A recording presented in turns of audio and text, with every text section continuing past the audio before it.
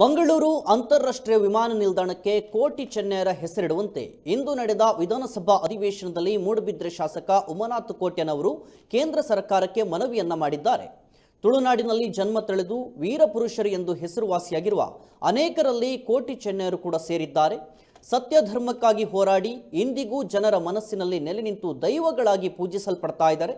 ಕರ್ನಾಟಕ, ಮಹಾರಾಷ್ಟ್ರ, ಕೇರಳ ರಾಜ್ಯಗಳಲ್ಲಿ ಮಾತ್ರವಲ್ಲದೆ ಹೊರ ರಾಜ್ಯಗಳಲ್ಲೂ ಇವರ ಗರಡಿ ಇದ್ದು ಇವರ ಆರಾಧನೆಯಲ್ಲಿ ಜಾತಿ ಧರ್ಮ ಇಲ್ಲ.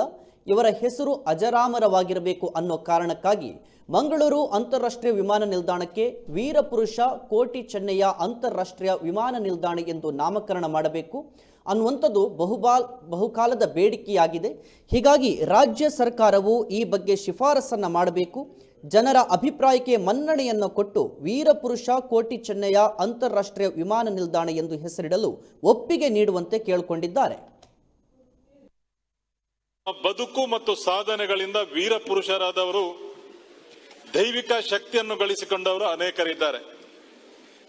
ಅವರಲ್ಲಿ ವೀರಪುರುಷನೆನಿಸಿಕೊಂಡು ತಮ್ಮ ಜನಸೇವೆಯಿಂದ, ವೀರಗಾಥೆಯಿಂದ, ಅಸಾಮಾನ್ಯ ನಡೆನುಡಿಗಳಿಂದ ದೈವತ್ವಕ್ಕೇರಿದ ಅಮರರಾದವರಲ್ಲಿ ಕೋಟಿ ಚೆನ್ನಯ್ಯರ ಹೆಸರು ನಿಜವಾಗಿಯೂ ನಮಗೆಲ್ಲರಿಗೂ ಗೊತ್ತಿರುವಂತಹದ್ದು.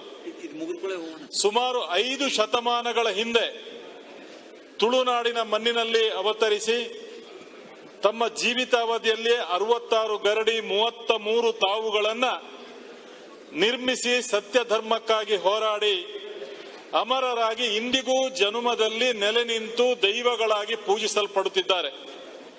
ಕರ್ನಾಟಕ, ಮಹಾರಾಷ್ಟ್ರ, ಕೇರಳ ರಾಜ್ಯಗಳಲ್ಲಿ ಇವರ ಪೂಜಾ ಆರಾಧನೆಗಳು ನಡೆಯುತ್ತಾ ಇದೆ. ಹೊರ ರಾಜ್ಯದಲ್ಲಿ ಸುಮಾರು 260 ಗರಡಿಗಳು ಇರುವುದು ಒಂದು ವೈಶಿಷ್ಟ್ಯವಾಗಿದೆ. ಇವರ ಆರಾಧನೆಯಲ್ಲಿ ಯಾವುದೇ ಜಾತಿ, ಜನಾಂಗ, ಮತ ಭೇದಗಳು ಕಂಡುಬರುವುದಿಲ್ಲ. ಈ ಮಹಾನ್ ವೀರಪುರುಷರ ವೀರಗಾಥೆಯನ್ನ, ದೈವೀಕರಣದ ಹೆಗ್ಗಳಿಕೆ ಹಿರಿಮೆಗಳನ್ನು ನಾವೆಲ್ಲರೂ ಗಮನಿಸಿದ್ದು, ಅವರುಗಳ ಹೆಸರು ಅಜರಾಮರವಾಗಿರಬೇಕೆಂಬುದು ಈ ಆಧುನಿಕ ಕಾಲದಲ್ಲೂ ಅವರ ಹೆಸರು ಶೋಭಾಯಮಾನವಾಗಿ ಇರಬೇಕೆಂಬುದು, ಮಂಗಳೂರು ಅಂತಾರಾಷ್ಟ್ರೀಯ ವಿಮಾನ ನಿಲ್ದಾಣಕ್ಕೆ ವೀರಪುರುಷ ಕೋಟಿ ಚೆನ್ನಯ್ಯ ಅಂತಾರಾಷ್ಟ್ರೀಯ ವಿಮಾನ ನಿಲ್ದಾಣ ಮಂಗಳೂರು ಎಂದು ನಾಮಕರಣ ಮಾಡಬೇಕೆಂಬುದು ಸಾರ್ವಜನಿಕರ ಬಹುಕಾಲದ ಬೇಡಿಕೆಯಾಗಿದೆ.